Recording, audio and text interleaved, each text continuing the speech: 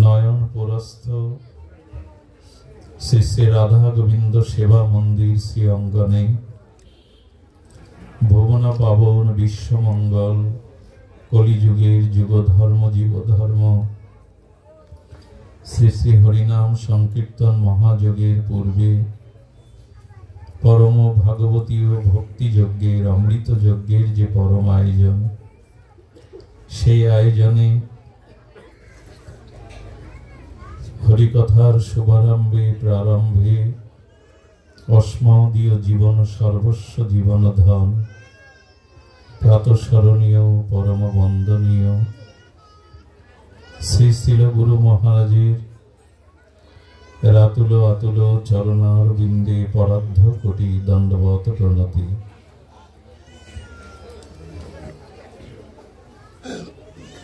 প্রথম দিবসীয় হরিকথায় যিনি রসাস্বাদনে ভক্ত হৃদয়ে শ্রী ভগবানের মাধুর্যময় নামরূপ লীলা কথার অমৃত বর্ষণ করেছেন,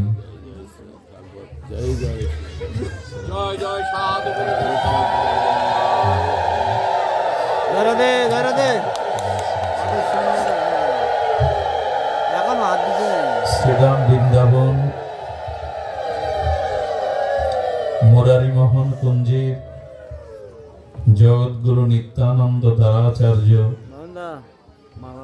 শ্রী শ্রী অষ্টতর শতশ্রী পরম বন্দনীয় প্রাতঃস্মরণীয় চরণ শ্যামসুন্দর দাস দেবাচার্যজি মহারাজের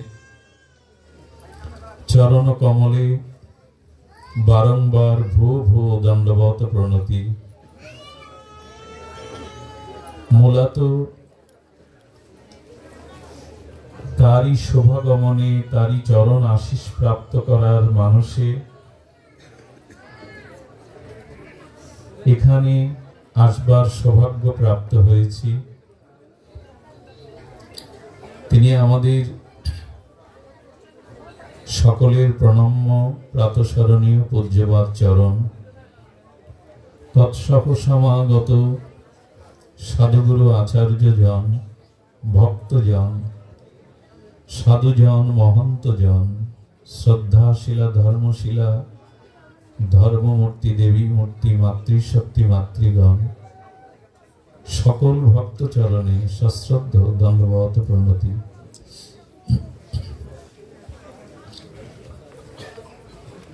সুধীজন,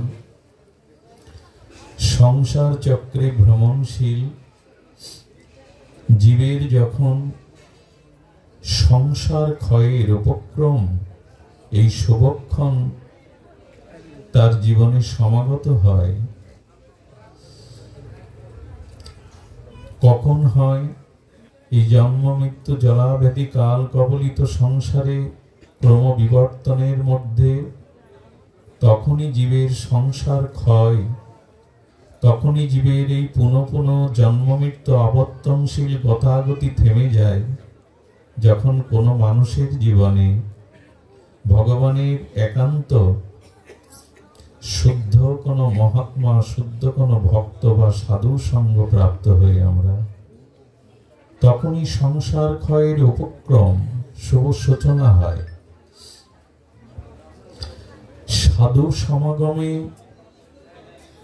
সাধুমুখে হরিকথা শ্রবণে যদি চিত্তের আবেশ আসে, তখনই জীবের সংসার ক্ষয়, জন্ম মৃত্যু আবর্তন কাল কবলিত এই আবর্তন হতে সে চির মুক্তি পায়। এই জন্য তদোদয়িত বিবেক, সাধু সঙ্গে আমাদের বিবেক জাগ্রত হয়, আমাদের অজ্ঞান মোহ হেতু গাঢ় তিমির জন্মান্তরীর অন্ধকার দূর হয়। দেখুন, বিবেক জাগ্রত সাধু সঙ্গ বিনা অন্য কোনো পন্থা, অন্য কোনো দিগদর্শন শাস্ত্র করেননি। ভবাবপর্গ ভ্রমত যদা ভবে জনস্য তৎ অচ্যুত সৎ সমাগম। মানুষের জীবনে বিবেক জাগ্রত হওয়ার একমাত্র উপায় হলো মহৎ সঙ্গ, সাধু সঙ্গ। মানুষ আজ সমুদ্রের গভীর হতে, অতলস্পর্শী সমুদ্রের তল হতে আজ খনিজ সম্পদের জন্য অনুসন্ধানে ব্যস্ত। মানুষ আজ মহাকাশে মহালোকে পাড়ি দিচ্ছেন। চন্দ্র বিজয়টা অনেক পুরানো সংবাদ, মানুষ এখন মঙ্গল গ্রহের খবর রাখছেন। যে মানুষের সমুদ্র তলদেশ হতে আর মহাকাশের অভিযানে মঙ্গল গ্রহের আর প্রযুক্তির পরম উৎকর্ষতায় জানতে পারছে, কিন্তু মানুষের বিবেক জাগ্রত না হয় সে নিজেকে জানতে পারছে না, কে আমি। এজন্য এই বিবেক জাগ্রত হওয়ার একমাত্র উপায় হলো তৎ অচ্যুত সৎ সমাগম। আজ সেই ভাগ্য আমরা শ্রীমন্দির অঙ্গনে প্রাপ্ত হয়েছি। এই সাধু সঙ্গে বিবেক জাগ্রত হয় কেন? কারণ সাধু সঙ্গে আমরা তত্ত্বকে উপলব্ধি করতে পারি। অজ্ঞান হেতু মোহ অন্ধকার অবিবেকতা দূর করে আমাদের মাঝে তত্ত্বের স্ফুরণ, তত্ত্বের জাগরণ ঘটিয়ে দেয় এই ভগবানের নাম রূপ লীলা মাধুর্যময় হরিকথা যদি সাধু সমাগমে অচ্যুত দাসানুদাসের সঙ্গে আমরা হরিকথার ভাগ্য প্রাপ্ত হতে পারি। দেখুন, তত্ত্ব হলো ভগবান, অখণ্ড পরতত্ত্ব, স্বয়ং ভগবানকে জানাই হলো তত্ত্ব। তত্ত্ব তাকেই বলে বস্তু, ব্যক্তি, পরিস্থিতির যখন বিনাশ হয়, সেই সকল বিষয়বস্তু বিনাশের পরেও যিনি অক্ষয়, অজর, অমর, শাশ্বত, সনাতন রূপে বিদ্যমান থাকেন তাকে বলে তত্ত্ব। বস্তু, ব্যক্তি, পরিস্থিতি লয় হলে, ধ্বংস হলেও যা ধ্বংসশীল নয়, যা চিরন্তন শাশ্বত, তাকে বলে তত্ত্ব। আর তত্ত্ব বস্তুই হলো শ্রীকৃষ্ণ, তত্ত্ব বস্তুই হলো স্বয়ং ভগবান। এই তত্ত্ব না জানলে আমাদের জন্ম, মৃত্যু, জরাব্যাধি, কালক্রমের এই অভিশাপ কখনো বুঝবে না। সাধু মহাত্মাগণ আমাদের এই তত্ত্ব জানাতেই আসেন। তারা তথ্য দিতে আসেন না, তারা তত্ত্ব জানাতে আসেন। তত্ত্ব কি জানান? শ্রীমদ্ ভাগবতের অমল পুরাণের সর্ববেদান্ত সারের সারাস্বাদ যে মহামহিমা তত্ত্ব সাধুমুখে আমাদেরকে সেই সিদ্ধান্ত মঞ্জুষাকে হৃদয়ে স্থাপন করেন। সচ্চিদানন্দ রূপায় বিশ্বোৎপত্তাদি হেতবে তাপত্রয় বিনাশায় শ্রীকৃষ্ণ বয়ং নমঃ। সাধুগণ শ্রীমুখে মুখারবিন্দ হতে এই তত্ত্বই জানান, ঈশ্বরের স্বরূপকে জানান। ঈশ্বরের স্বরূপ কেমন একটু ধ্যান দিন। দীর্ঘ প্রায় 5 ঘন্টার পথ অতিক্রম করে আপনাদের মাঝে এসেছি, সারা রাত জেগেও একটু পরিবেশ, একটু কৃপা আপনাদের কাছে ভিক্ষা চাইছি। কোলাহল না করে ভাগবত শ্রবণ করুন। সচ্চিদানন্দ রূপায় সেই পরতত্ত্ব, পরমতত্ত্ব, অখণ্ড পরতত্ত্ব স্বয়ং ভগবানের স্বরূপ কেমন? স্বরূপ বলছেন তিনি সচ্চিৎ আনন্দময়। ভগবানের স্বরূপ হলো সচ্চিৎ আনন্দময়। কৃষ্ণের স্বরূপ একই চিৎশক্তি, তার ধরে 3 রূপ। আনন্দংশে লাদিনী, সদংশে সন্দিনী, চিদংশে সম্বিত্তারে জ্ঞান করি মানি। কবিরাজ কৃষ্ণ গোস্বামীর অনবদ্য লেখনী ফলকে ভগবান শ্রীকৃষ্ণের অখণ্ড পরতত্ত্বের প্রেম পুরুষোত্তমের এই স্বরূপ নির্ণয় করেছেন, সচ্চিৎ আনন্দ। এটি না জানলে আমরা ভাগবতের মর্মাত্ম উপলব্ধি করতে পারবো না, তত্ত্বকে জীবনে প্রতিষ্ঠিত করতে পারবো না। আর ভগবান বারবার বলেছেন, যো ব্যক্তি তত্ত্ব তো, যিনি তত্ত্ব তো আমাকে জানেন, তাকে আর এই জন্ম মৃত্যু চক্রে আসতে হয় না। তত্ত্ব কাকে বলে? আমরা জেনেছি সবকিছু ধ্বংসের পরেও যার অস্তিত্ব, বিদ্যমানতা থাকে, তাকে বলে তত্ত্ব। তো সেই তত্ত্ব সচ্চিদ আনন্দময় ভগবান, ঠিক আছে, সেই তত্ত্বটি কি? ভগবান হলেন সচিদ এবং আনন্দময়। ধ্যান দিন, এই সচ্চিদ আনন্দের মধ্যে আবার ভগবানের চিৎ স্বরূপ, চিৎ শক্তির আবার তিনটি অংশ। ভগবানের চিৎ স্বরূপে তিনটি অংশ। সেটি হলো চিৎ স্বরূপে ভগবানের অন্তরঙ্গা যে শক্তি, অন্তরঙ্গা যে বৃত্তি, সেই অন্তরঙ্গা লাদিনী বৃত্তির দ্বারা ভগবান তার নিত্য লীলা বিহার করেন। এই যে আনন্দ অংশে লাদিনী, এই লাদিনী বা চিৎ শক্তির দ্বারা তিনি তার নিত্য লীলা বিলাস করেন। এটা বন্ধ করে দেখুন, নিত্য লীলা বিলাস করেন তিনি। আচ্ছা, ভগবানের এই যে চিৎ শক্তি মানে স্বরূপ শক্তির আরো দুটি বৃত্তি আছে। একটি হলো অন্তরঙ্গা শক্তি, একটি হলো বহিরঙ্গা মায়া শক্তি। ভগবানের সত্য রজতম এই ত্রিগুণময়ী ভগবানের বহিরঙ্গা যে শক্তি তার নাম মায়া শক্তি। আর ভগবানের তটস্থ শক্তি, যে শক্তিতে আমরা এই জীবগণ প্রতিষ্ঠিত হয়েছি। একটু ধ্যান দিন শব্দের দিকে। তার চিৎ শক্তি অর্থাৎ লাদিনী আনন্দ শক্তির যে তিনটি স্বরূপ, সেই তিনটি স্বরূপে বললেন ভগবানের যে নিত্য লীলাবিলাস, অপ্রাকৃত লীলাবিলাস, এই লীলাবিলাস তিনি অন্তরঙ্গা শক্তিরই প্রকাশ। আর এই জগৎটা তিনি সৃষ্টি করলেন কি দিয়ে?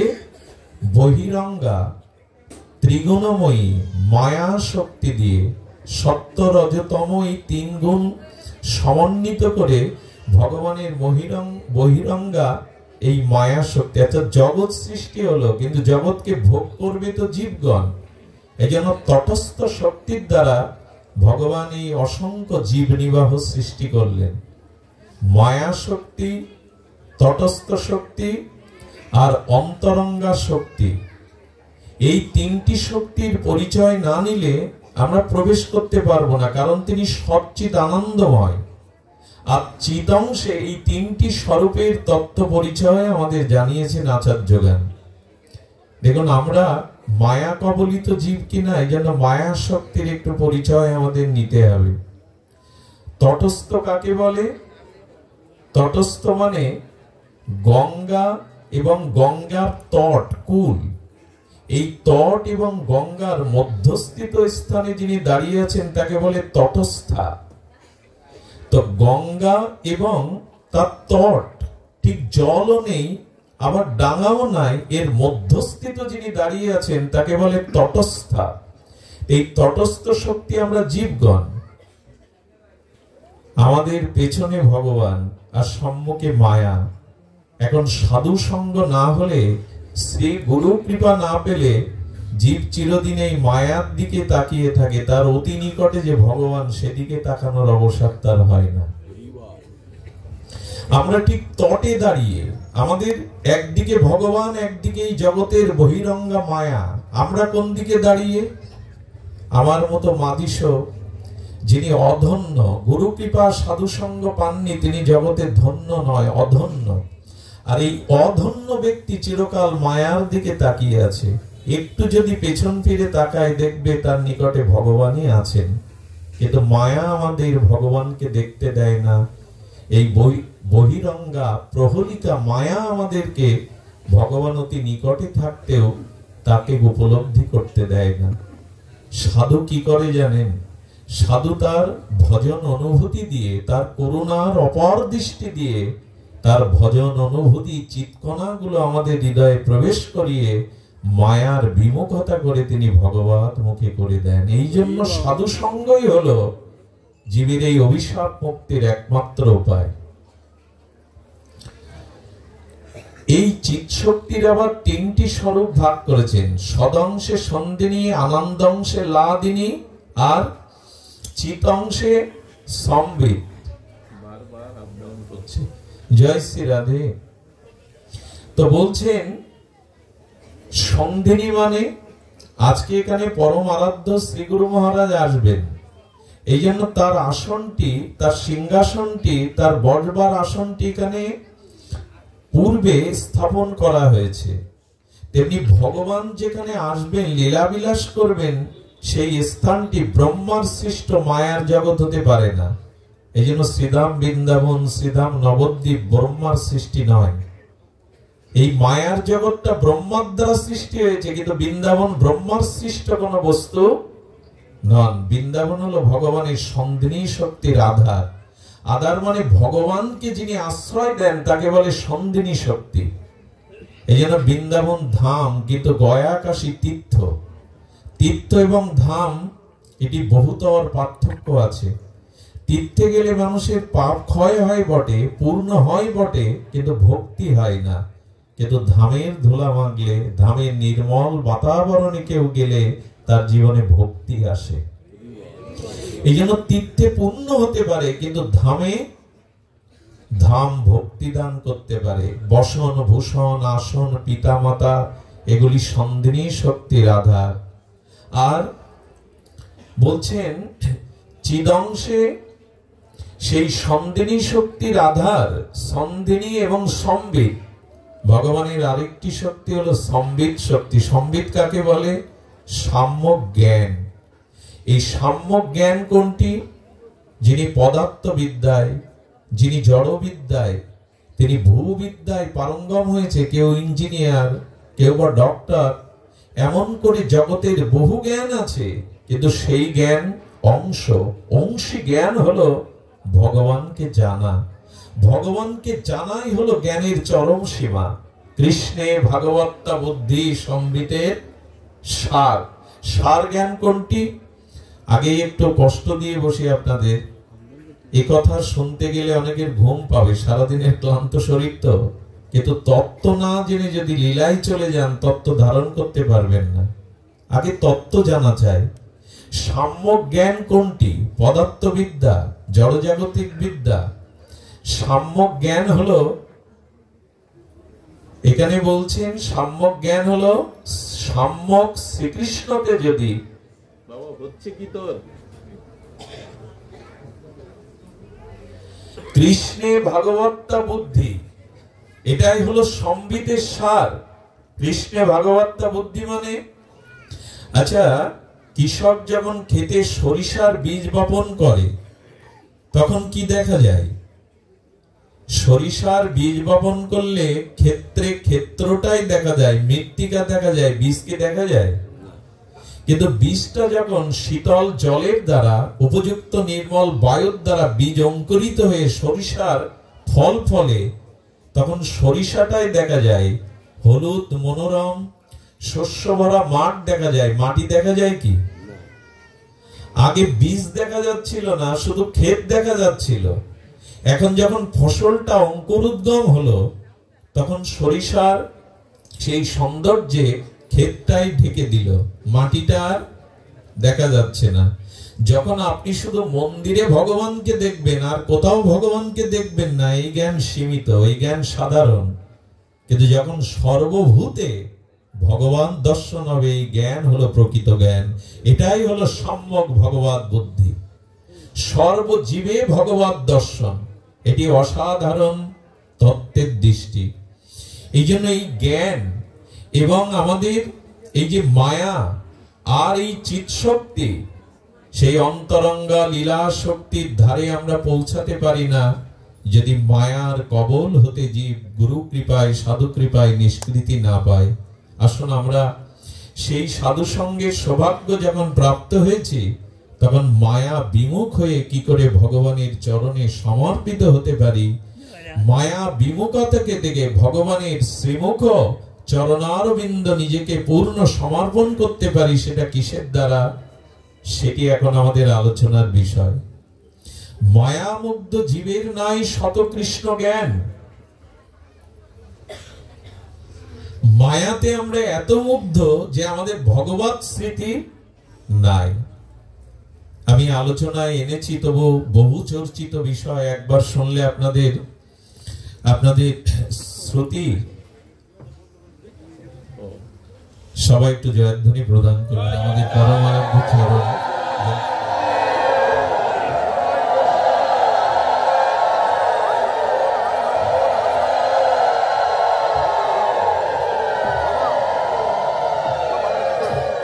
জয় শ্রী রাধে।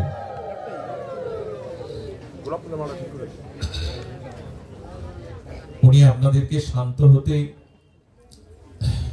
আমাদেরকে অনুরোধ বা আদেশ যাই বলি পরমারাধ্য উনি করেছেন। আসুন আমরা ওনার চরণ সেবা করার তো সুযোগ নাই, ওনাকে হরিকথা প্রসঙ্গ দিয়ে যদি ওনার অন্তরে একটু সেবা করতে পারি এইটুকু অভিলাষ।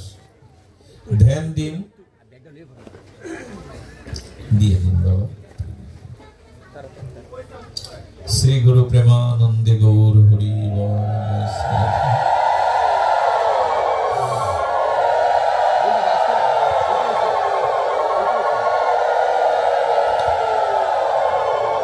সুধীজন। আমরা আস্বাদনে ব্রতী হই। বলছিলাম বহিরঙ্গার মায়া বিমুখতা ভগবান উন্মুখতা যখন শ্রীগুরু পাদপদ্মের কৃপায় সাধু কৃপায় আসবে সেটা কেমন করে? মায়ামুগ্ধ জীবের নাই শত কৃষ্ণ জ্ঞান। সুধীজন একটু ধ্যান দিন। মায়াতে মুগ্ধ আমাসম জীবাধম তাদের কৃষ্ণ স্মৃতি নাই, তত্ত্ব স্মৃতি বা ভগবত স্মৃতি নাই। বারবার শব্দ আপন করছে কেন? শক্তি পাচ্ছে না টেনে? জানেন না। যাই হোক, জয় রাধে। আসলে যেদিন ভজনে অপরাধ হয় সেদিন এরকম নানান বিঘ্ন এসে হাজির হয়। আমার নিশ্চয়ই ভজনে আজ কোনো অপরাধ হয়েছে মহাচরণে, সেজন্য হয়তো এগুলি ঘটছে। শুনুন, মায়ামুগ্ধ জীবের কৃষ্ণ স্মৃতি জ্ঞান নাই কেন? মায়াতে মুগ্ধ এই জন্য। মায়ামুগ্ধতা কেমন? দেখুন, প্রতিটি মানুষের হৃদয়ে খোঁজ করে দেখুন তো সে কি চাইছে। প্রতিটি জীব হৃদয়ে উকি মারুন, আর সেখানে তত্ত্বের অনুসন্ধানে প্রশ্ন করুন তুমি চাইছো কি? প্রতিটি জীবের হৃদয়ে ঐকান্তিক চাওয়া হলো আমি সুখ চাই। আপনি লক্ষ্য করবেন, একটা পিপিলিকা ক্ষুদ্র প্রাণীর সামনে একটি বিষের বিন্দু আর মধুর বিন্দু সামনে ফেলে দিবেন। পিপিলিকা বিষের বিন্দুতে যায় কি? কোথায় যায়? মধুবিন্দু আস্বাদনে। ফুলের বক্ষে মধু সঞ্চিত হয়ে আছে, এটা তো মৌমাছি ভ্রমর অরিকুলকে নিমন্ত্রণ করতে হয় না? হয় কি? ফুলের বক্ষে মধু পানে অলিকুল ব্যাকুল হয়ে ভ্রমর গুঞ্জরিত রাগরাগিনী আলাপ করতে করতে ফুলের বুকে বসে, কারণ সকলেই সুখ চায়, অমৃত চায়, বিষ কেউ চায় না। আপনি দেখবেন পিপিলিকার সামনে বালি আর চিনি একসাথে মেশিনে মিশিয়ে দেবেন। আমাদের পক্ষে ওটা আলাদা করা সম্ভব না হলেও পিপিলিকা ঠিক বালির মধ্যে থেকে চিনিটাই বেছে নেবে। এর কারণ পিপিলিকা থেকে শুরু করে ব্রহ্মাদি পদ পর্যন্ত, ইন্দ্রাদি পদ পর্যন্ত সুখ চায়। কিন্তু সব থেকে বড় কথা, কৃষ্ণ বিনা সুখ দিতে নাহি অন্য। ব্রহ্মাও সুখী না, জানেন? ব্রহ্মাও সুখী না, ইন্দ্রও সুখী না। জগতের জীবের কথা বাদ দিন, কৃষ্ণ বিনা সুখ দিতে নাহি অন্যজন, থাকিলেও বিদ্যা কোটি উচ্চকুলে জানাম। এই জন্য বলছেন, বিদ্যা বা উচ্চকুলে জন্ম নিলেই বা কোটি কোটি অর্থ সম্পদের মালিক হলেও তুমি শান্তি পাবে না। রাতের তিমির অন্ধকার কোনো কিছুই দিয়ে দূর করা সম্ভব না যতক্ষণ সূর্যের উদয় না হবে। সূর্য উদয়ে তো তিমির অন্ধকার দূর হয়। তেমনি কৃষ্ণ বিনা এ জগতে সুখ দেওয়ার অন্য কোনো বস্তুই নাই। এটি আমরা বুঝতে পারি না, কারণ মায়াতে মুগ্ধ হয়ে দুঃখকেই সুখ করে দেখায় আমাদের। যেটা দুঃখ ওটাই সুখ ভেবে আমরা জড়িয়ে ধরতে যাই। সুধীজন, মায়ামুগ্ধ জীবের কৃষ্ণ স্মৃতি নাই, এই জন্য তো সাধু সঙ্গ, এই জন্য হরিকথা প্রসঙ্গ। কারণ সাধু কৃপায়, শ্রী গুরু পাদপদ্মের কৃপায় জীব মায়াতে বিমুখ হয়ে মায়া মুগ্ধতা ছেড়ে দিয়ে কৃষ্ণমুখী হয়ে যায়। সবার অন্তরের একটাই খোঁজ, আমি সুখ চাই। আচ্ছা, যদি প্রশ্ন করেন সুখ পেতে গেলে সুখের সম্ভারগুলি কি চাও তুমি? সেখানে তিনটি দ্রব্য আমরা চেয়ে বসেছি সারা জীবন।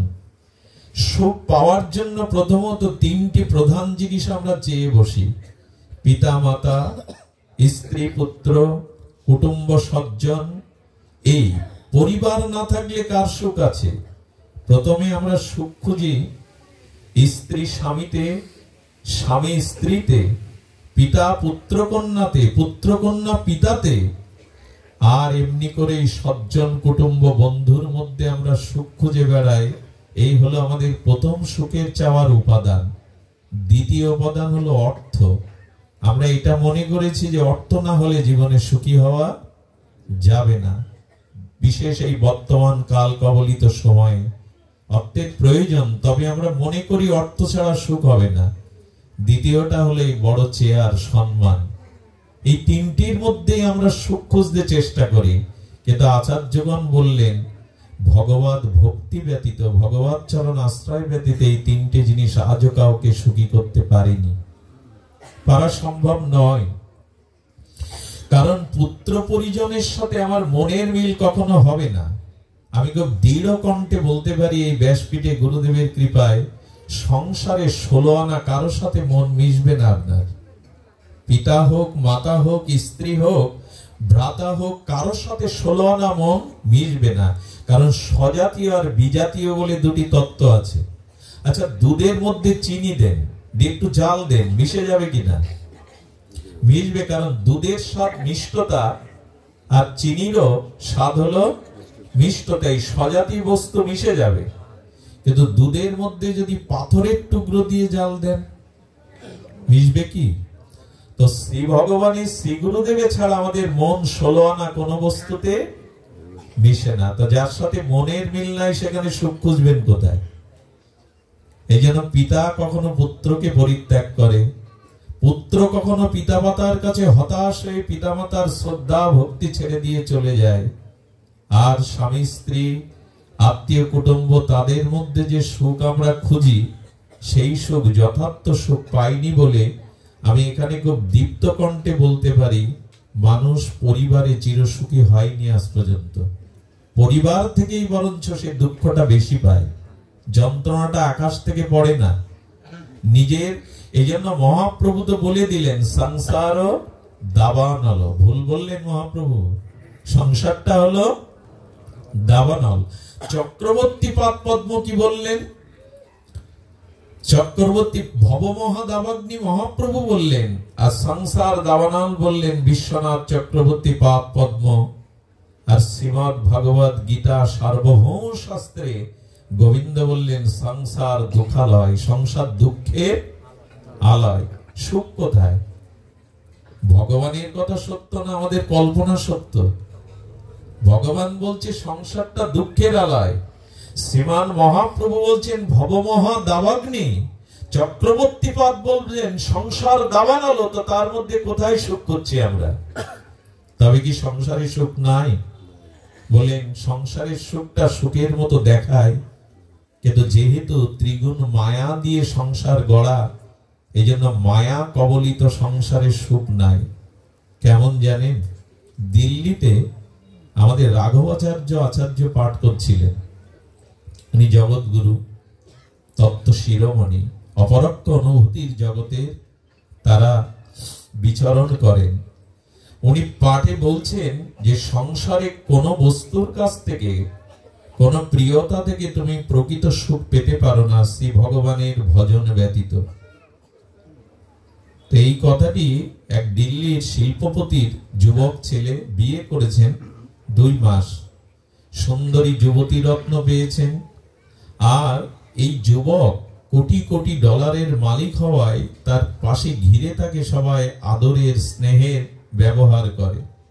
তো তিনি যখন বললেন সংসারে প্রকৃত প্রেম নাই, সংসারে ভালোবাসা নাই, উনি পাঠের পরে এই জগৎগুরু আচার্যকে প্রণাম করে বললেন আমি আপনার কথার সাথে সহমত পোষণ করতে পারলাম না। আরে আপনি দেখেন না সংসারে সুখ নাই, কি বলছেন? আমি তো সুখের সাগরে ভাসছি। আচার্য তার প্রখর দৃষ্টি দিয়ে, অনুভূতির দৃষ্টি দিয়ে বললেন তুমি যে সুখী নও, বা তুমি যে প্রিয় নাও সংসারে কারো কাছে আমি প্রমাণ করে দিতে পারি। বললেন তাহলে আসুন, আপনি যদি প্রমাণ করতে পারেন আমি ভগবত ভজনে ব্রতী হব, আপনার চরণে শরণাপন্ন হব। এই কথা শুনে আচার্যপদ বললেন বেলা 9টায় আমি তোমার গৃহে যাব, ঠিকানা দিয়ে যাও। খুব ধ্যান দিয়ে শুনুন। উনি বললেন তোমাকে আমার কথা মতো সারা রাত্রি তোমার কুটুম্ব সজ্জন আত্মীয় যারা প্রাণাধিক তোমাকে ভালোবাসে সেই পিতা মাতা স্ত্রী পুত্র কুটুম্বকে কাল সকালে চা যোগের নিমন্ত্রণ করবে। জলযোগ বৃষ্টিযোগ চা যোগ করার পরে ঠিক 9টার সময় তুমি বুকে ব্যথার অভিনয় করে মেঝেতে লুটিয়ে পড়বে, পরেরটুকু আমার। উনি 9টায় উপস্থিত 5 মিনিট আগে উনি এই অভিনয় শুরু করলেন, বুকে ব্যথা। যখনই ব্যথা শুরু হয়েছে ছটপট করছে অভিনয় করে, জগৎগুরু আচার্যের প্রবেশ ঘটেছে। পিতা মাতা সকলে বললেন আপনি এসেছেন, আমাদের সৌভাগ্য কিন্তু দুর্ভাগ্য আমার ছেলেটার। বলুন ডাক্তার ডাকুন, অ্যাম্বুলেন্স ডাকুন, ওকে হাসপাতালে চিকিৎসালয়ে নিয়ে যান। বললেন নিয়ে তো যাবো, অ্যাম্বুলেন্স আসতে সময় লাগবে, আপনি একটু দেখুন না, আপনি জগৎগুরু, ওর গায়ে মাথা একটু হাত বুলিয়ে দিন। কি হলো বলুন তো আকস্মাৎ? সাধু বললেন আমি তো রোগ সারাতে আসিনি, তবে বলছো যখন বুকে হাত দেওয়ার সাথে সাথে ওনার যৌগিক তপশক্তি প্রয়োগ করলেন, ওনার নিঃশ্বাস প্রশ্বাস ক্রিয়া বন্ধ হলো। সমাধি যোগে উনি কিছুক্ষণ অচেতন করে রাখলেন এবং হাত তুলে বললেন দুঃখিত, ওকে অন্ত্যেষ্টি ক্রিয়ার ব্যবস্থা করো, আর বেঁচে নেই। তখনই সকলে বললেন সাধু গৃহে এলে যদি কারো পুত্র মারা যায় এরপর আর গৃহে সাধুকে কেউ আহ্বান করবে না। আর যে মরে গেছে পোড়াতে বলছেন আপনি একটু চেষ্টা করে দেখুন, আপনারা অনেক কিছু পারেন। বললেন মৃতকে জীবন দানের ক্ষমতা আমার নাই, বলে একটু চেষ্টা তো করবেন। আকস্মিক যেটা ঘটে গেল, আপনি গৃহে আসাতে, সাধু গৃহাঙ্গনে আসাতে যদি বিপদ হয় তাহলে কেউ আর সাধুকে মূল্যায়ন করবে না। উনি বললেন আমার শ্রী গুরুদেব আমাকে একটা বিভূতি দান করেছিলেন, আমি চেষ্টা করতে পারি, কিন্তু হবে কিনা জানি না, তবে শেষ চেষ্টা, 1 গ্লাস জল আনো। এই জলে একটা তুলসী পাতা দিয়ে উনি একটু মহামন্ত্র আদি বলে বললেন গুরুদেবের প্রদত্ত এই বিভূতির দ্বারা এই জলটা যারা খাবে সে মারা যাবে, তার আত্মাটা ওর মধ্যে গিয়ে ও বেঁচে যাবে। যখনই বলেছেন আত্মীয় স্বজন 5 মিনিটে ঘর থেকে সব বেরিয়ে গেছে। 3 জন কেবল আছেন, স্ত্রী পিতা মাতা। সাধু তখন বললেন পিতাকে আপনি বৃদ্ধ হয়েছেন, আপনার যুবক পিতা মারা, আপনার যুবক পুত্র মারা গেল, জলটা আপনি পান না। বললেন দেখুন ছোটবেলা থেকে পরিশ্রম করে এই শিল্প ইন্ডাস্ট্রি করেছি, কত টাকা পয়সা করেছি, ও তো দুধের শিশু, তো কিছু বোঝে না, ওর হাতে দিয়ে গেলেই সব শেষ করে ফেলবে। ভগবান কেন ওকে কেড়ে নিল? যে গেছে আমার ভবিতব্য ভাগ্য, আমার আর কি করার আছে। ও কিন্তু যৌগিক ক্রিয়ার দ্বারা ভেতরে ভেতরে সব শুনছে। মাকে বলা হচ্ছে মা তুমি পাবে না জলটা। আপনারাই তো পাঠে বলেন, আপনারাই তো বলেন আমি চলে গেলে আমার পতির সেবা কে করবে? পতি সেবাই তো একটি সতী নারীর শ্রেষ্ঠ ধর্ম। আমার ভাগ্যে হয়তো পুত্র সুখ ছিল না। স্ত্রীর কাছে যাওয়ার সাথে সাথে বললেন আমাকে পাগল পেয়েছেন, আমার বাবা শিল্পপতি, এরকম বদ 10-20টা টাকা দিয়ে সে জোগাড় করতে পারে, আর আমার মেহেন্দি শোকায়নি, আমি এর জন্য মরবো। 3 জন মিলে কি বললো জানেন? বাবা আপনার তো ঘর সংসার নেই, স্ত্রী পুত্র নেই, জলটা আপনি খান না, সাধুরা তো পরের হিতের জন্যই জগতে ঘুরে বেড়ায়। বুকে হাত দিয়ে চেতনা ফিরিয়ে দিয়ে বললেন তোমাকে জানাতে এসেছিলাম কেউ তোমাকে ভালোবাসে না, তোমাকে সামনে রেখে তারা সুখ পায় বলে তারা ভালোবাসার অভিনয় করে। এই হলো জগৎ, এই হলো আমাদের এই জগৎ। মায়া দ্বারা আমরা বুঝতে পারি না এখানে কে কতটুকু ভালোবাসে। গুরু মহারাজ বারবার বলতেন সুখ নাই কবু এ সংসারে, সুখ আছে মায়ার ওপারে। সুখ এই মায়ার মধ্যে দেখাই সুখের মতো। কেমন জানেন? হরিণ যখন তৃষ্ণার্ত হয়ে ছুটতে থাকে জলের আশায়, তখন দেখবেন জঙ্গলের পাশে কোন ধুলা মরুভূমিতে সূর্যের কিরণ পড়ে বায়ুর দ্বারা ওই বালিগুলো সূর্য কিরণে বায়ুর দ্বারা তরঙ্গায়িত হয়। দেখবেন মনে হচ্ছে ওখানে জলের তরঙ্গ বইছে। আর মৃগ তৃষ্ণা, এই হরিণ কি করে, ওটা জল মনে করে ছুটে যায় তৃষ্ণা নিবারণের জন্য। লক্ষ্য করেছেন, বালুতে রৌদ্র পড়লে বায়ু তরঙ্গে মনে হয় ওখানে জলের তরঙ্গ বইছে, আর মৃগ হরিণ ওই জলতৃষ্ণায় কাতর হয়ে জল ভেবে ছুটে যায়, জল পাবে তো। আচ্ছা, যদি বলেন সংসারে সুখ নাই তো সবাই সন্ন্যাসী হচ্ছে না কেন, সবাই গৃহ ত্যাগ করছে না কেন, সংসারে পড়ে আছে কেন? কেন আছে জানেন? সুখের স্বপ্নে বিভোর। এখন সুখ পাচ্ছি না, পরে পাবো। নদীর এপারে সুখ নাই, ওপারে সুখ আছে, অমুকের কাছ থেকে সুখ পাবো। এই সুখ পাওয়ার আশায় মৃগ তৃষ্ণার মতো ছুটতে ছুটতে মৃত্যুবরণ করার সময় একটি কথা বলে যায়, জগতে প্রকৃত শান্তি সুখ নাই। দেখুন, এটা যত দ্রুত অনুভূতিতে আনা যায় তত মঙ্গল। তবে সাধু কৃপায় ছাড়া এই অনুভূতি আসবে না, মহতের কৃপায় ছাড়া আসবে না। আমাদের যাজ্ঞবল্ক্য, ওই মহর্ষি যাজ্ঞবল্ক্য তার সহধর্মিণী মৈত্রীকে একটা কথা বলেছিলেন, যদি আমরা কথাটি মেনে নিতে পারি তো আজ এখান থেকে দুপা এগিয়ে যেতে পারবো। উনি বলেছিলেন, স্ত্রী স্বামীকে স্বামীর সুখের জন্য ভালোবাসে না, নিজের সুখের জন্য ভালোবাসে। খুব ধ্যান দিয়ে শোনো মা।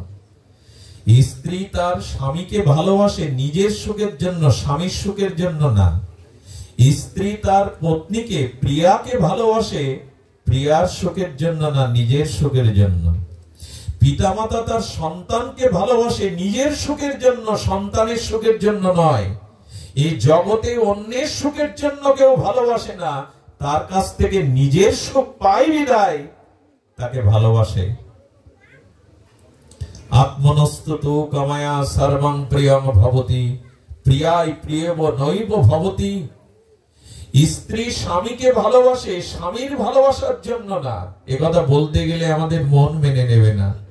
রোগশয্যায় স্ত্রী কয়েকদিন হাসপাতালে স্বামীর শিয়রে জাগে, এটা তুমি দেখো না ভালোবাসা? স্বামীকে 3টে রুটি দিতে গেলে একটা তুলে দিলে স্ত্রী ব্যতীত হয়, তোমার শরীর ভালো না, একটু বেশি করে পাও। এটা ভালোবাসা দেখো না? মা বুকের রক্ত জল করে সন্তানকে স্তনপান করায়, তুমি বলছো এটা ভালোবাসা দেখো না? সব থেকে বড় কথা কি জানেন? ভালোবাসা কোনো সম্বন্ধ কোনো ব্যক্তির সাথে হয় না, ভালোবাসা হয় আত্মার সাথে। খুব দার্শনিক বিচার করেছেন মহর্ষি যাজ্ঞবল্ক্য। ভালোবাসা আত্মা ছাড়া, প্রিয়তা আত্মা ছাড়া জগতে কোনো ব্যক্তি সম্পর্ক দেহের সাথে হয় না। প্রমাণ নিন তার। যাজ্ঞবল্ক্য বলছেন, নিজের সুখের জন্য আমরা অন্যকে ভালোবাসি, তার সুখের জন্য না। এই কথা যখন বলা হলো, যদি আপনাদের সামনে ক্ষুদ্র কিছু দৃষ্টান্ত আনা যায়, আমাদের দেশে দেখবেন স্বামী স্ত্রীকে এক জায়গায় করিয়ে যদি কোনো মহাত্মা, আচ্ছা ভগবান যদি জিজ্ঞাসা করেন আগে কে মরতে চাও, আমাদের মায়েরা মেয়েরা কি বলে জানেন? শাঁখা সিঁদুর নিয়ে আমি স্বামীর আগেই সৌভাগ্যবতী হয়ে যেতে চাই। আর আমরা এই কথা শুনে মনে করি, আহা, স্বামীর প্রতি তার কত ভালোবাসা, কত প্রিয়তা। স্বামীর কাছে শুনবেন, স্বামী বলবে না, আমি ওর আগে চলে যেতে চাই, ওকে রেখে আমি আগে যেতে চাই। এর মধ্যে যে কত বড় ফাঁকি লুকানো আছে, চালাকি লুকানো আছে, এটা বুঝতে না পেরে আমরা আবেগে হয়ে বলি কত সতীসাধ্যী রমণী। আসলে নারী কেন বলে জানেন শাঁখা সিঁদুর নিয়ে যাওয়ার কথা? কারণ বর্তমান যুগে সন্তানাদি বৃদ্ধ পিতামাতাকে প্রায়শ বৃদ্ধাশ্রম তৈরি হয়েছে, তো এজন্য স্বামী চলে গেলে বৈধব্য বেশ নিয়ে আমি সংসারে টিকে থাকতে পারবো না, সুখ পাবো না, তাই ওনার আগেই যেতে চাই। আমরা বুঝলাম উনি পতিকে ভালোবাসেন বিধায় এই কথা বলতে চান। আর স্বামী কিভাবে জানেন যে বৃদ্ধ বয়সে স্ত্রী হারা একজন পুরুষের যে কি দুর্দশা, এই দুর্দশার কবলে আমি পড়তে চাই না, এই জন্য ওর আগে যেতে চাই। মায়া ঠিক ঠিক বুঝতে দেয় না। আচ্ছা লক্ষ্য করবেন, পিতা পুত্রকে ভালোবাসে কিসের জন্য? পুত্রের সুখের জন্য। যদি কিছুটাও সত্য হয় তবে সর্বাংশে সত্যি নাই। প্রমাণ নিন। ঘরে যদি ছেলেকে বলে, বাবা এক কাপ চা করে দিতে পারিস, তোর মা গৃহে নেই, চাটা আদর করে প্লেটে এনে যখন শীতের দিনে বাবার সামনে দেয়, বলে তুই তো শ্রবণ কুমার, এই না হলে পুত্র। 10 মিনিট পরে যদি এই ছেলেকে বলে বাজার করে আনতো বাবা, আজ আমি বাজারে যাবো না, শরীরটা ভালো লাগছে না, আমি এখন বাজারে যাব না। দুবার বলার পরে 10 মিনিট আগে শ্রবণ কুমার যাকে বলছিলাম, বলি রাক্ষস কোথা থেকে জন্মালো বংশে, বাবার কথা শোনে না। 10 মিনিট পরে যেখানে নিজের সুখ নাই সেখানে স্বার্থ টিকে থাকে না। খুব ধ্যান দিয়ে শুনুন। আমি ওটিতে এক মাকে বলতে শুনেছিলাম, এক মা গর্ভবতী, ডাক্তার ওটিতে নেওয়ার আগে বলছেন সন্তান বাঁচাতে গেলে মাকে মেরে ফেলতে হবে, আর যদি মাকে বাঁচাতে চান তো সন্তানকে মারতে হবে। সিদ্ধান্ত নেওয়ার জন্য পরিবারকে জানালো। পরিবার কি লিখলো জানেন? গাছ বাঁচান, গাছ বাঁচান। আমরা জগৎকে বুঝতে পারি না, মায়ার দ্বারা মোহিত হয়ে মনে করি সবাই আমার সুখের কথা ভাবছে। আসলে কেউ সুখের কথা ভাবে না। আত্মনস্ততো কামায়া সর্বাং প্রিয়ং ভবতি। সুধীজন, এই জন্য আচার্যরা সতর্ক করেছেন, ভালোবাসা সঠিক জায়গায় দাও। ভালোবাসা খুব উন্নত জিনিস, যাকে তাকে ভালোবাসতে যেও না, জীবনে কষ্ট পেতে হবে, অভিশাপ পেতে হবে। ভালোবাসা পরম উন্নত, এটি যাকে তাকে দিও না। ভালোবাসা যথাযথ জায়গায় নিযুক্ত করো। ভালোবাসাটা ভগবানকে দাও, প্রসাদ রূপে যেটা আসবে ওটা জগৎকে দাও, সংসারকে দাও, তাহলে বাঁচবে। ভালোবাসা বিদ্রোহ করে জানেন? আমাদের বড় পণ্ডিতজি রাধাকুণ্ডে বলেছিলেন, এখনো কথাটা হৃদয়ে বাজে। চিতাতে যখন পুত্রের লাশ দাহ করে পিতা না, তখন নোনা জল শোক হয়ে চোখ দিয়ে ঝরে, আর শ্মশানের দাঁড়িয়ে, নদীর কূলে দাঁড়িয়ে পিতার ভেতরে ওই পুত্রের প্রতি যে ভালোবাসা দিয়েছিল, ওই ভালোবাসা বিদ্রোহ করে বলে, আমি আজ প্রতিশোধ নিলাম। পিতা কি বলে জানেন? আর কাউকে ভালোবাসবো না, ভালো আর কাউকে বাসবো না। ভালোবাসাটা বিদ্রোহ করে বলে, আমাকে আমার জায়গায় গোবিন্দ চরণে, রাধারানীর চরণে যেতে দাওনি। এই জন্য ভালোবাসা বিদ্রোহ করে বলে, আর কাউকে ভালোবাসবো না। এগুলো আমরা ঠিক অনুভব করতে পারবো না, সেগুলো কৃপা না হলে, ভজন অনুভূতি হৃদয়ে না জাগলে বুঝতে পারবো না। আপনি দেখবেন শপিং মলে দোকানদাররা লাইট প্যান্ডেল নিয়ে জামাই আদর করবার জন্য খরিদ্দার গেলেই বলে, আসুন বসুন হাসি মুখে। কিন্তু আপনি যদি বস্ত্রালয়ে গিয়ে বলেন, আমি এক জোড়া চপ্পল খুঁজতে এসেছি, চপ্পল কিনতে, দেখেন একটু আগে যে জামাই আদরের জন্য ভালোবাসা দিচ্ছিল, বলেন আপনি চোখে দেখেন না এটা বস্ত্রালয়? আরে আপনি এর মধ্যে কেন ঢুকেছেন? ওই যে নিজের স্বার্থ আর ওখানে পাচ্ছে না।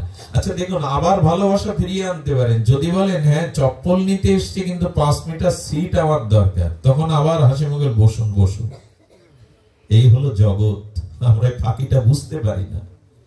আমি বলেছি আত্মা ছাড়া ভালোবাসার কোনো পাত্র বা প্রিয় আধার নাই। তার ছোট্ট একটা প্রমাণ নিন। এখন যদি কারো যুবতী সুন্দরী রত্ন স্ত্রী মারা যায়, ওই স্ত্রীর নখ হতে মাথার চুল অব্দি, কেশ অব্দি সব তার দেহে বর্তমান আছে।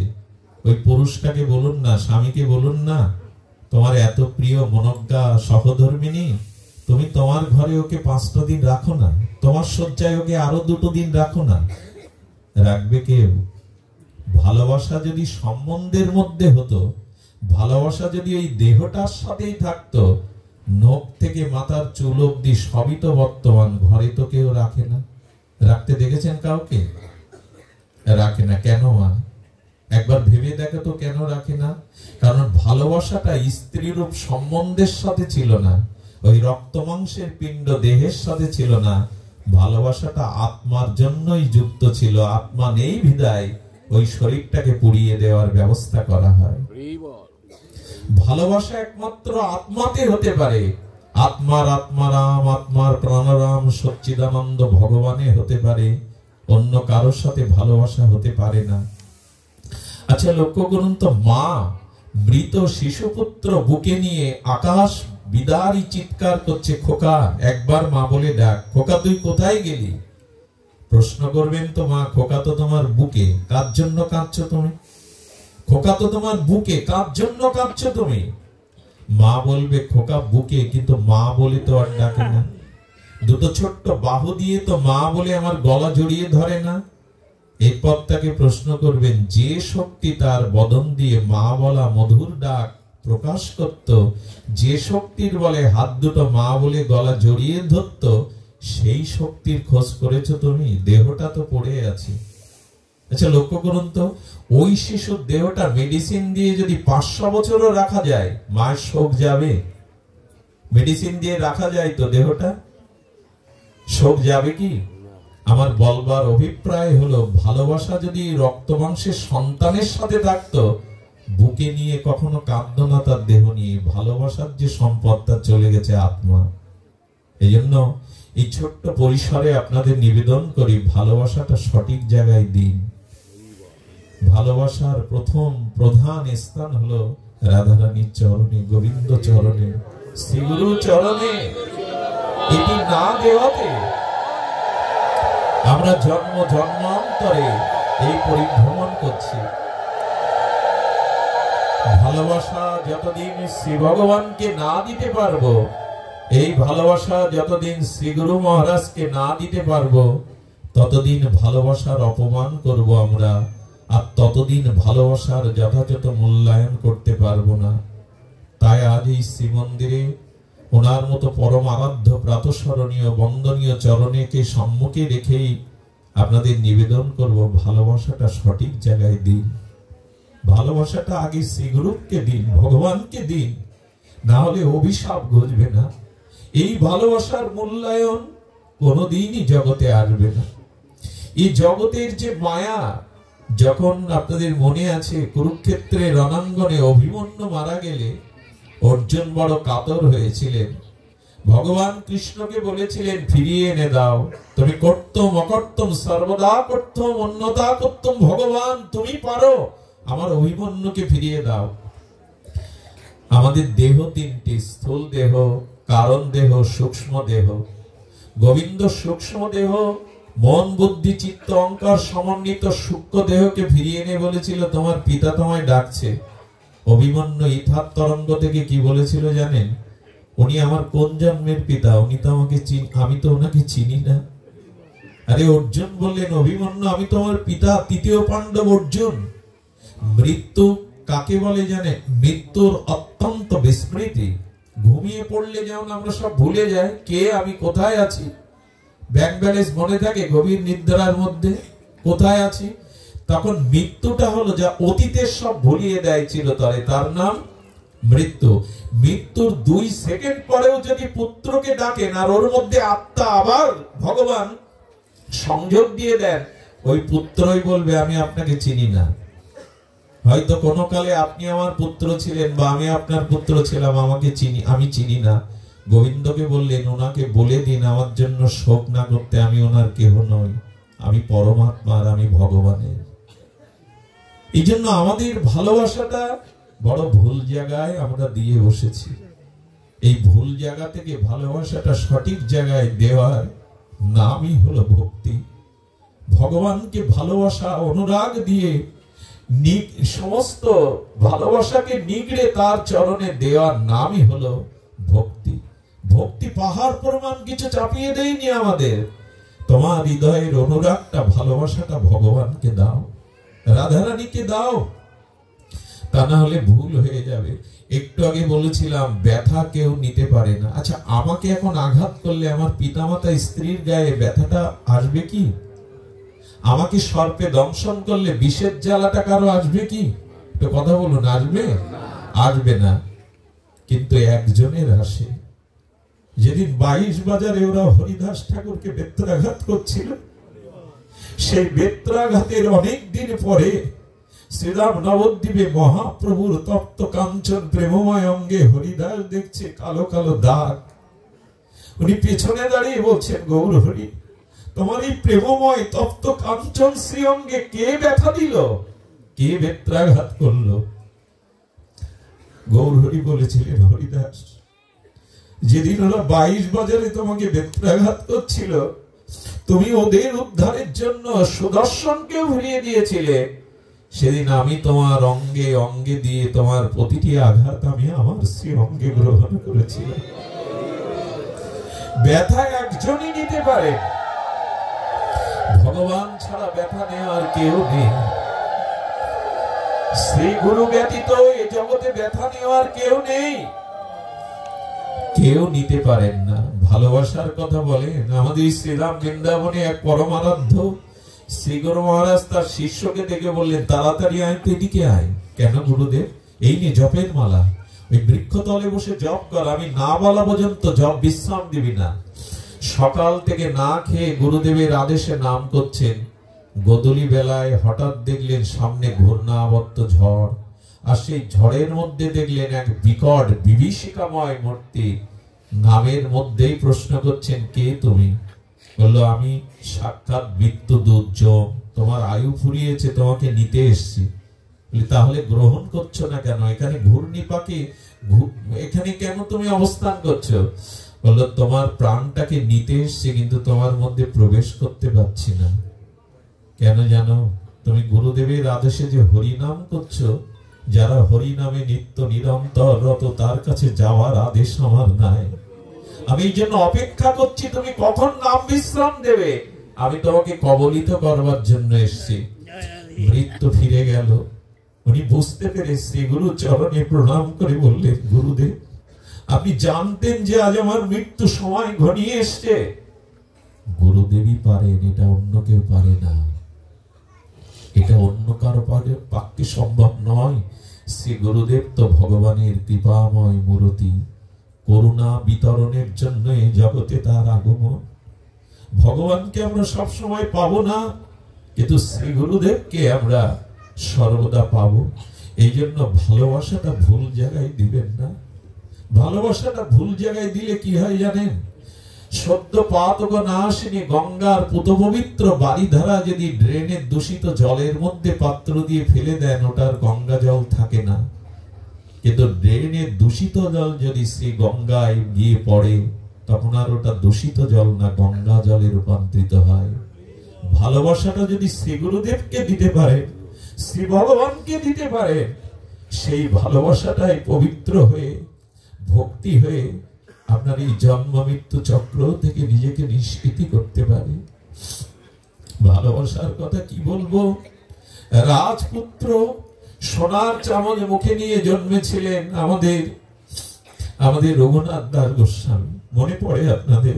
চিরচেনা কথা, তবু হরি কথা নিত্য নিরন্তর তো পিপাসা মেটে না।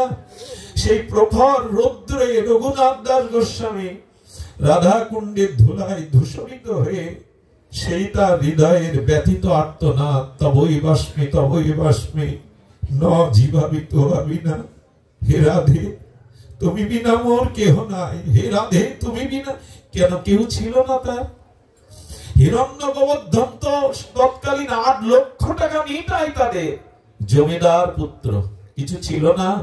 সোনার চামচ মুখে নিয়ে জন্মেছেন, কিন্তু কেন বললেন হে রাধে, তুমি বিনা মোর কেহ নাই? এই বাণী আমাদের হৃদয়ে বসাতে হবে যে শ্রী ভগবান ব্যতীত, শ্রী গুরু ব্যতীত, গৌরাঙ্গ ব্যতীত, নিতাই ব্যতীত আমাদের ভালোবাসার আশ্রয় আর কোথাও নাই।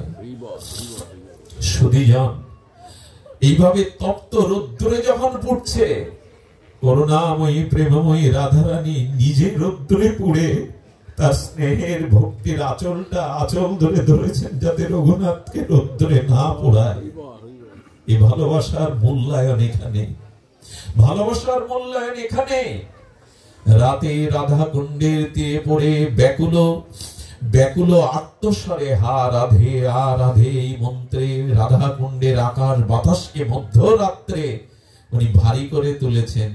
সনাতন গোস্বামী এসে দেখলেন রাধে রাধে বলে কাঁদছে, আর বাঘও জল খেতে এসছে। তখন বৃন্দাবন ঘন অরণ্য সংকল, সবাদ সংকল, ব্যাঘ্র এসেছে জল খেতে। ব্যাঘ্র যাতে রঘুনাথের ক্ষতি না করতে পারে, গোবিন্দ লাঠি হাতে পাহারা দিচ্ছে। সনাতন গোস্বামী বললেন পরের দিন, রঘুনাথ বাইরে চোখের জলে লোককে দেখাতে যাচ্ছ কেন? কত ভালোবাসো প্রিয়া প্রিয়তমকে তুমি। যাও, কুঠির বেঁধে ঘরের মধ্যে কাঁদো। আমি আবেগ তাড়িত, এই জন্য আপনাদের চোখে জল আনার চেষ্টা করছি, নিজেও আনছি, কিন্তু প্রকৃত কান্নাটা ওই রঘুনাথের মতো নীরবে নিভৃতে গভীর রজনীতে যদি নিতাই বলে গৌর বলে কাঁদা যায়। সুধীজন যখন এইভাবে কাঁদছে, বললো যাও কুঠিরে গিয়ে কাঁদো। তুমি তাদের ভজন করতে এসছো না তারা তোমার ভজন করছেন। একজন দিনে আঁচল ধরে আর একজন রাতে পাহারা দেয় তোমার জন্য। আমি শুনেছিলাম রাধাকুণ্ডে ওই ব্যাঘ্র একদিন জল খেতে এসে রঘুনাথের মুখের দিকে তাকায়, তার প্রেমস্র বিগলিত রাধা নামে বাঘ ও তার জল খাওয়ার কথা, হিংসার কথা ভুলে গিয়েছিল। ব্যাঘ্র পর্যন্ত তার হিংসার কথা, হিংস্রর কথা ভুলে গিয়েছিল। ভগবানের ভালোবাসা এমন জিনিস, এই জন্য দয়া করে ভালোবাসাটা অন্য কানে দিবেন না। শ্রীগুরু চরণে ভালোবাসা অর্পণই হলো আমাদের জীবনের একমাত্র ভালোবাসার মূল্যায়ন। বড় ভুল হয়ে গেছে। আমার কি মনে হয় জানেন, আমি তো মূর্খ, নর্দমার কীট, ভাগবত তত্ত্ব বলবার মতো সাধ্য কই, কিন্তু শ্রী গুরুদেবের অপর করুণায়, এই মহাত্মাদের প্রসন্ন দৃষ্টির করুণায় যেটুকু বলা, আমার ছোটবেলা থেকে একটা দৃশ্য মনে খুব দাগ কাটতো। কোথায় জানেন, চিতাতে অন্ত্যেষ্টি ক্রিয়ার পরে সবাই কলসি ভেঙে দিত, আর কলসি ভেঙে গুরুজনেরা বলতো ওদিকে আর কেউ ফিরে চেও না। আপনাদের দিকে বলে কিনা জানি না, এটা রীতি। কলসিটা ভেঙে দিয়ে বলে ওদিকে আর কেউ ফিরে চেও না। আমার ছোটবেলার অবুঝ মন প্রশ্ন করত, কেন তাকাতে নিষেধ করে, ওখানে কি ভূত হয়ে গেছে সে?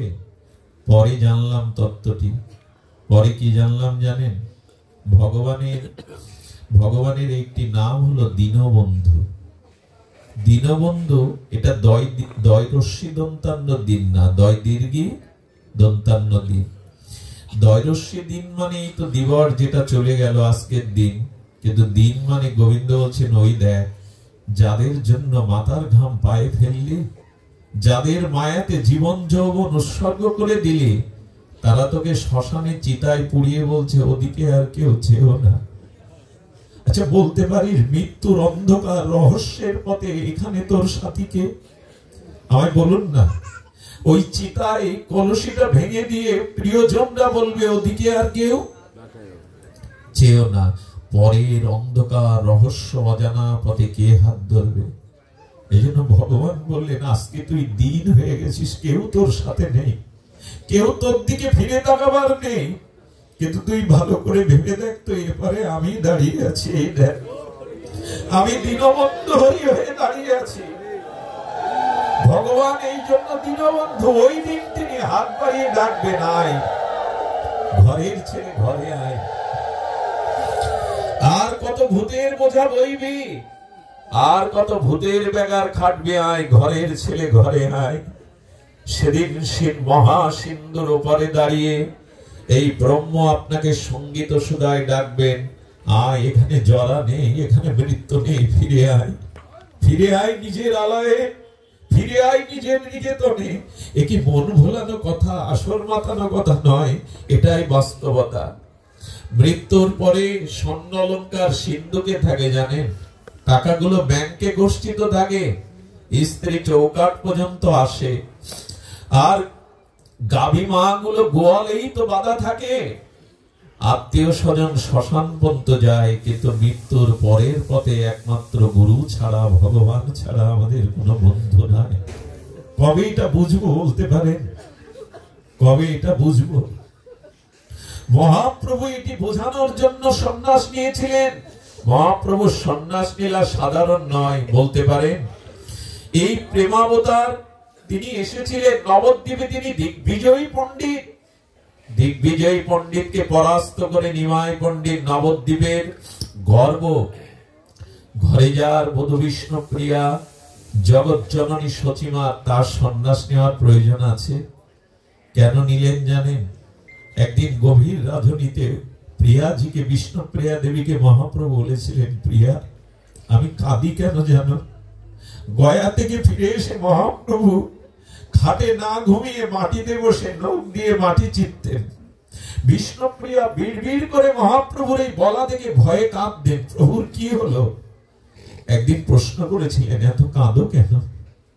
কি তোমার দুঃখ আমায় বলো, এত কাঁদো কেন? তুমি গভীর জড়জিতে, তুমি এই সুখ সজ্জা ছেড়ে সুরধনী গঙ্গার তীরে এত রাত্রে তুমি কাঁদো কেন? কি উত্তর দিয়েছিল জানেন? প্রিয়া, জীবকে কৃষ্ণ প্রেম দেব বলে এসেছিলাম, কিন্তু কেউ তো নিল না, কেউ তো জাগলো না। প্রিয়াজি তখন মহাপ্রভুর হাতে হাত দিয়ে বলেছিলেন, প্রভু শোনো, তবে নিজে না মজলে অন্যকে মজানো যায় না, নিজে না কাঁদলে অন্যকে কাঁদানো যায় না। তোমার একার কান্নায় বুঝি জীবের হৃদয় দ্রবীভূত হচ্ছে না। আজ থেকে আমি বললাম, জীবের দ্বারে দ্বারে গিয়ে তুমি কৃষ্ণ বলে নিজে কাঁদো, অন্যকে কাঁদাও, আমি ঘরে বসে কাঁদবো, আর সচিমা রাস্তায় রাস্তায় বসে কাঁদবে। এই তিনজন সারা জীবন সুখ পরিত্যাগ করে কেঁদেছেন, বলতে পারেন তারা কাঁদতে এসেছেন জগতে। নিজে না কাঁদলে অন্যকে কাঁদানো যায় না। এই তিনজন সারাটি জীবন দ্রবীভূত করেছেন তাদের হৃদয়। কেন জানেন? যদি তাদের কান্নার কথা শ্রবণ করে আমাদের হৃদয়টা কৃষ্ণ বলে কাঁদতে শেখে। আমরা তো সংসার নিয়ে কাঁদি, দুটো টাকার জন্য, রোগ শোকের জন্য, সংসারের জন্য কাঁদি। কৃষ্ণ বলে কাঁদা হলো কই? হা রাধে বলে কাঁদা হলো কই? বলো কান্নায় কি সার? বলো সার নয়, সার হৃদয়ের সেই প্রেমের বিরহ ব্যাকুল হয়ে নয়নের দুফোঁটা প্রেমস্র ভগবানকে বিগলিত করতে পারে। সুধীবৃন্দ, এই জগতে আর আসবে না। এনারা জগতে সহস্রাব্দে একবার আসে। কার কথা বলছি জানেন? আমাদের কৃষি উপকণ্ঠে, আমাদের মুরারি মোহনে বৈষ্ণব সেবার মূর্তিমন্ত বিগ্রহ জগৎগুরু আচার্য ছিল মুরারি মোহনদাস বাবাজি মহারাজ। আমি একবার আমাদের যশোরে কোথায় পাঠ করতে বসেছি, আমি নির্মল দাদাজি আছেন, বাবা এসেছিলেন সাথে, আমি বাবাকে বাবাই বলে ডাকি। বাবা বসে পাঠ শুনছেন, মহাপ্রভুর কথা শুনতে শুনতে আমি জীবনে ওনার মধ্যেই দেখেছিলাম অষ্টসাত্ত্বিক বিকার। ওনার চোখ দুটো ঊর্ধ্বমুখে স্থির হয়ে গেছে, নয়ন দিয়ে শ্রাবণের ধারার মতো লাল প্রেমাস্ত্র গড়িয়ে পড়ছে, ওনার মুখ দিয়ে লালাগুলো ফেনাবিল হয়ে নিচে পড়ছে, দেহে স্পন্দন নাই বললে চলে। সেই দিন দেখেছিলাম ভগবানের জন্য কিভাবে কাঁদতে হয়, বিরহ কাকে বলে। এ দৃশ্য জগতে আর দেখা হয়নি। নিতাই বলে এমন কান্নার মতো জগৎ আচার্য আর আসবে কিনা জানি না। আজ আমরা অনেকটা শূন্য হয়ে গেছি। ইনারা এই জগৎকে কাঁদাতে এসেছিলেন, নিতাই বলে নাচাতে এসেছিলেন, জীবকে দেখাতে এসেছিলেন ভালোবাসাটা কোথায় দিতে হয়। সুধীবৃন্দ, যে বাবাজিকে আজ আমরা পেয়েছি আমাদের গর্ব। জানেন, শ্রীরাম বৃন্দাবনে গেলে কোথাও যদি দুমুটো প্রসাদের আমরা চিন্তায় পড়ে যাই, মুরারি মোহনই আমাদের আশ্রয়। বাবা অর্পিত দায়িত্ব দিয়ে গেছেন বাবাজির হাতে, তার যোগ্য উত্তরস্বরী হিসাবে।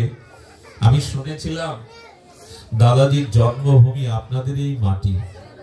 এই মাটি যে কত কত মহাত্মার গর্বে ধারণ করেছেন, এই জন্য এই মাটিতে প্রবেশ করতে গেলে মনে হয় একবার প্রণাম করে প্রবেশ করি। এই মাটির সন্তানরা শ্রীধাম বৃন্দাবনে এই ভগবত ভজনের, যুগল ভজনের, নিতাই গৌড়ের প্রেম নাম ধর্ম প্রচারে সারা বিশ্বকে আলোকিত করছেন। আচ্ছা, বলতে পারেন আপনাদের আমাদের এই প্রাতঃস্মরণীয় বাবা যদি সংসারেই থাকতেন, আজ আমেরিকা থেকে শুরু করে ভারতবর্ষের বাংলার প্রতিটি প্রান্তরে যেভাবে উনি ছুটে প্রেম বিতরণ করছেন, এটা সম্ভব হতো না। আপনাদের মনে পড়ে স্বামী বিবেকানন্দ তুখোর ছাত্র ছিলেন, আইনের ছাত্র ছিলেন। উনি যদি উকিল হতেন, কলকাতায় 10টা বাড়ি গাড়ি করতে পারতেন, উনি ভালো বাঘা উকিল হতে পারতেন, সুন্দরী স্ত্রী বিবাহ করতে পারতেন, কিন্তু জগতে ভারতের পূজ্য হতে পারতেন না, ভারত সহ্য হতে পারতেন না। নরেন দত্ত জীবনটাকেই ত্যাগ করেছিলেন, ত্যাগ বৈরাগ্য সেবার জন্য। আজ যাকে দেখছেন আপনারা, প্রদীপের নিচে তো দেখা যায় না গো, দূরে আলোটা ছড়িয়ে পড়ে। আজ গুরুদেবের যে কর্তব্য, যে দায়িত্ব যেভাবে তিনি পালন করছেন, সেটা বড় বিস্ময়কর। সেই শিশুকাল থেকে শ্রী গুরুদেবের চরণ সর্বস্ব প্রাণ ঢেলে দিয়েছিলেন। যদি বলেন তার কথা বলছি কেন জানেন? বলছি তাকে প্রমাণ স্বরূপ। দৃষ্টান্ত তো মানুষ চায় বর্তমানে, দৃষ্টান্ত তিনি। আজ ঘর গৃহে আবদ্ধ হয়ে থাকলে জগতের এই সেবা, মুরারি মোহনের সেবা, হাজার হাজার মন্দির, হাজার হাজার যুবকরা হ্যামিলনের বাঁশিওয়ালার মতো তাদের পেছনে ছুটছে। কি পেয়েছে বলতে পারেন? পেয়েছে প্রাণ, পেয়েছে জীবন, পেয়েছে আলোর সন্ধান। এই জন্য ভালোবাসাটা ভগবানকে দিন, শ্রী গুরুদেবকে দিন, বড় ভুল হয়ে যাবে। মনে পড়ে আপনাদের দুঃখী কৃষ্ণদাসের কথা। যদিও তত্ত্বের মধ্যেই লীলার প্রতিষ্ঠা, এই দুঃখী কৃষ্ণদাসকে গুরুদেব বলেছিলেন, হৃদয় চৈতন্য পারবি না রে, পারবি না, যা চলে যা। আরে এইটুকু বয়সে পারবি না? গুরু সেবা, ভগবত সেবা সহজ জিনিস না। চরণে বাচ্চাটাকে একটু আড়ালে নিয়ে যাওয়া, চরণে লুটিয়ে পড়েছিলেন, প্রভু জন্ম জন্মান্তরের ভবপাকে ঘুরছি, যদি একটু সেবার সুযোগ পাই কৃপা করুন। দুঃখী কৃষ্ণদাসকে বললেন, পারবি রে? খালি মাথায় মাটির কলস নিয়ে গঙ্গা থেকে জল এনে তুলসী কাননে সিঞ্চন করতে পারবি? গুরুদেব আপনার কৃপা। সেই দুঃখী কৃষ্ণদাস আপনারা জানেন, বহু বহু কলসি মাটির মৃত্তিকায় খালি মাথায় জল বইতে বইতে চুলগুলো পড়ে গেল, মাথার তালুতে ঘা হয়ে পোকা হয়ে গেল পুজ রক্ত। একবারও গুরুদেবকে জানায়নি। কেন জানেন? যদি জানালে সেবা বঞ্চিত হই, যদি জানালে বাড়ি পাঠিয়ে দেয়। ওই ওই ওই পুজ রক্তময় কীটময় ওই যন্ত্রণা সহ্য না করতে পেরে একদিন কি করেছিলেন জানেন? একটু কাপড় জড়িয়ে নিয়েছিলেন কলসিটা মাথায় তোলার জন্য। কত পরীক্ষা দিতে হয় জানেন? আজ এখানে এসছেন উনি কম পরীক্ষা দিয়ে নয়। এই পরীক্ষার কথা শুনলে আমরা পারবো না, মেনে নিতে পারবো না। সে ধৈর্য আমাদের মধ্যে কম। দুঃখী কৃষ্ণদাসকে ডেকে বলছেন গুরুদেব, হৃদয় চৈতন্য এদিকে আয়, যা বাড়ি যা, বাড়ি যা, সুখের জন্য এখানে এসছিস না। আরে খালি মাথায় কলসি নিতে কষ্ট হয় বলে কাপড় জড়িয়েছিস, আরাম হবে বলে, যা চলে যা। কেন কাপড় বেঁধেছিস? শাসনের সুর শুনে নীরব চোখে জল পড়ছে, উত্তর নাই। যদি বলি সেবা হতে বঞ্চিত হব। বহুবার বলার পরে নিরুত্তর দেখে গুরুদেব কাপড়টা টেনে নিয়ে দেখলেন বল বলে ঘা পোকা হয়ে গেছে। ওরে, কলসি বইতে বইতে পোকা হয়ে গেছে, বাবা মা ছেড়ে, ঘর সংসার ছেড়ে আমার চরণে পড়ে আছি, সেটুকু বলবি না আমাকে? আমি একটু ওষুধের ব্যবস্থা করতে পারতাম রে। গুরুদেব, কত জন্ম তো কতজনকে বলেছি, সেবা করেছি, কেউ তো এই জগৎ থেকে নিস্তার দিতে পারেনি। আপনি নিস্তারের জন্য এসেছেন, যদি বললে আমাকে পাঠিয়ে দিতে। আয়, আমার কাছে আয়। এই হৃদয় চৈতন্য তাকে এত কৃপা করেছিলেন, পরবর্তীতে তিনি জীব গোস্বামীর কৃপা পেয়ে রাধারানীর চরণ কৃপায় ধন্য হয়েছিলেন। এমনি এমনি হয় গো, এমনি এমনি হয় না। ভালোবাসতে হবে তাকে। এই ভালোবাসাটা যেন ভুল জায়গায় আমরা দিয়ে না বসি। এ কথাই জন্য ভাগবত সচ্চিদানন্দ সেই ভগবানের চরণে নিজের অনুরাগ প্রীতি ভালোবাসা অর্পণ করাই হলো জীবনের সার্থকতা। ভালোবাসা অন্যখানে নাই, অন্যখানে থাকতে পারে না। এই স্বার্থের জগতে স্বার্থ সন্ধিষ্ঠা নিয়ে আপন সুখের জন্য মায়ার জগতে ভালোবাসার অভিনয় করি আমরা, কিন্তু প্রকৃত ভালোবাসা ভগবানই। মনে পড়ে আপনাদের মহাপ্রভু ডাকছেন, বিষ্ণুঘরটায় ডাকছেন, গঙ্গাদাস গঙ্গাদাস। সবার পিছনে বৃদ্ধ দাঁড়িয়ে বলছেন, প্রভু আমার নাম ধরে ডাকছে। গঙ্গাদাস কাঁপতে কাঁপতে অর্থাৎ শ্রদ্ধায় অবনত মস্তকে এসে বলছেন, প্রভু প্রভু গঙ্গাদাস, তোমার মনে পড়ে একদিন তোমার গৃহ চলছিল আগুনে, অন্যরা তোমার ধর্মচ্যুত করবে বলে তোমার গৃহ পুড়িয়ে দিয়ে তোমার পেছনে ছুটছিল। হ্যাঁ প্রভু, সে তো অনেকদিন আগের কথা। দেখুন, মহাপ্রভু তখন আবির্ভূত হননি। বলছেন, গঙ্গাদাস সেদিন কি করেছিলে? বললেন, গঙ্গার তীরে দাঁড়িয়ে, নদীর তীরে দাঁড়িয়েছিলাম মাঝির অপেক্ষায়, পেছনে ছিল সেনারা আমাকে ধর্মচ্যুত করবে বলে। স্ত্রীকে বললাম, মাঝি যখন নাই, খেয়া ঘাটে যখন তরণী নাই, এসো হাতে হাত দিয়ে ডুবে মরি, তবু ধর্ম ত্যাগ করতে পারবো না। তারপর তারপরে কি হলো, গঙ্গাধর বললেন যেই ঝাঁপ দেওয়ার সংকল্প করলাম দেখলাম কে যেন এক নাবিক মাঝি তরণী বলল, গঙ্গাদাস ডুবে মরতে হবে না, নৌকাতে উঠো। তারপরে পার করে দিয়েছিল, কড়ি নেয়নি, কিছুই নেয়নি। মহাপ্রভু বলছেন, গঙ্গাদাস সে কে জানো? আমি সেদিন মাঝি রূপে তোমাকে পার করতে গিয়েছিলাম গঙ্গাদাস, আমি সেদিন তোমায় পার করতে গিয়েছিলাম। মহাপ্রভু এই কথা বলার সাথে সাথে গঙ্গাদাস চরণে পড়লেন, প্রভু সেদিন তুমি আমাকে আমার ধর্মকে সুরক্ষিত করবার জন্য পার করেছিলে। বলে যারা আমাকে সমর্পিত করে কোলে দাঁড়িয়ে থাকে তাদের আমি পার করতে আসি। গঙ্গাদাস অশ্রু সজল নয়নে বলেছিল, প্রভু আরেকটি নিবেদন যদি অভয় দাও বলি। বলো গঙ্গাদাস, কি নিবেদন?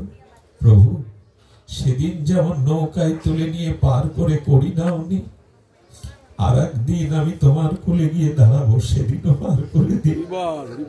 সেদিন যেন কিছু চেয়েও না, আমার তো কোনো ভাগ্য সৌভাগ্য স্বীকৃতি নাই। সেদিন যেন তুমি করি চেয়েও না, সেদিনও হাত ধরে পার করে দিও। আমাদের একদিন দাঁড়াতে হবে, ওখানে অন্য কোনো মাঝি নাই, ওখানে অন্য কোনো কান্ডারি নাই। একদিন সবাইকে ওইখানে দাঁড়াতে হবে, এটা আবেগ নয়।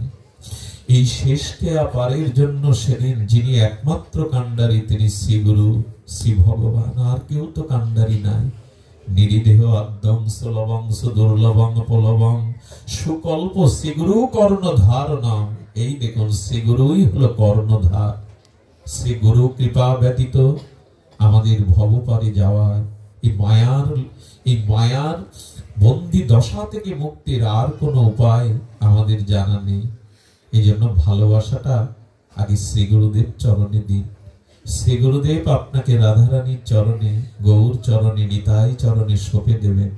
সুধীবৃন্দ, গুরুদেবের মহিমা কেমন জানে? শ্যামাচরণ লাহিড়ির কথা আপনাদের মনে আছে, বিখ্যাত ইনি জ্যোতিষী ছিলেন। যোগমার্গে তিনি অনেক উচ্চতায় আসন পেয়েছিলেন। ভারতবর্ষ যোগীরাজ শ্যামাচরণ লাহিড়ি ভারতের সাধক সাধিকাকে চোখ বুলিয়ে নেবে। উনি কি করেছেন, উনি একবার ইঞ্জিনিয়ারিং পাশ করে গোল্ড মেডেল পেলেন। ভারত সরকার তাকে গোল্ড মেডেল দিয়ে চাকরি দিয়ে দিলেন। উনি দুর্গাপুরে ডায়নামাইট দিয়ে বড় বড় পাহাড়গুলো ভাঙছেন ওনার আজ্ঞায়।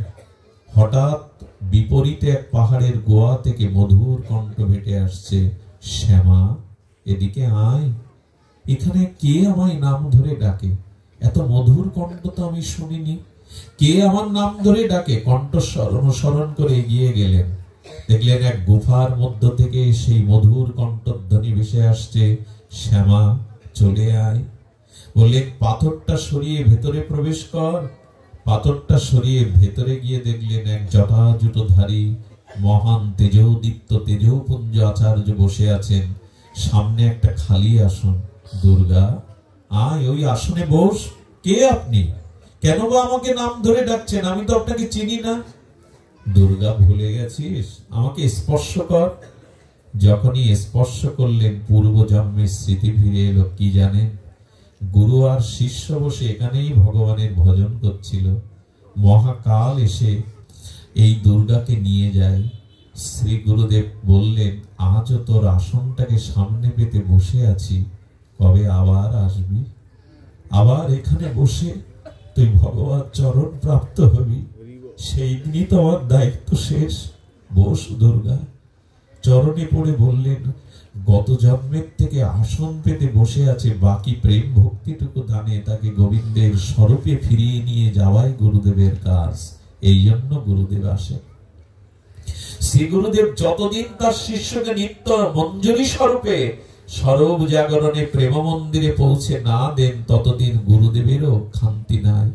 তিনি বারবার ডাকেন, বারবার আহ্বান করেন, তাপিত পীড়িত তৃষিত এই জীবকে করুণা ধারায় সিঞ্চন করার জন্য প্রেম বাড়ি নিয়ে হৃদয়ে ভগবত প্রেম নিয়ে আহ্বান করে বলেন, আয় আয় পথে আয়।